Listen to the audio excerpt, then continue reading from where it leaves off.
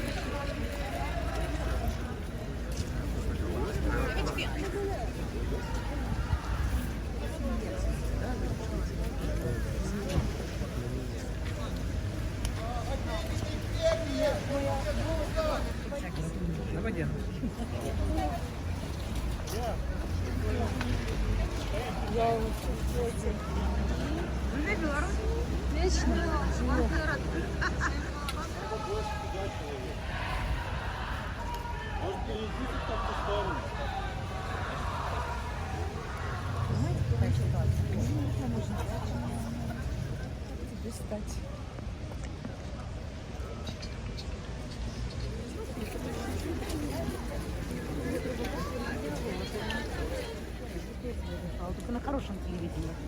Они хорошие, они такой там налетал и очень меня спрашивают, муж ее, Наталья меня.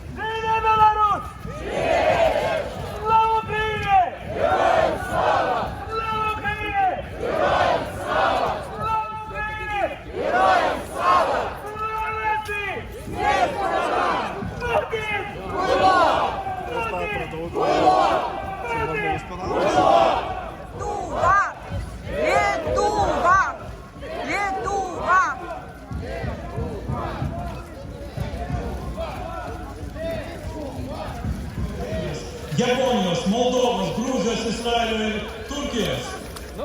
We, and with the EU and other partners, have provided significant aid to Ukraine since the onset of Russia's renewed, murderous, illegal, and unprovoked assault. Mes kartu su ES partneriais teikiame reikšmingą pagalbą Ukrainai nuo tada, kai Rusija. Democracy and freedom.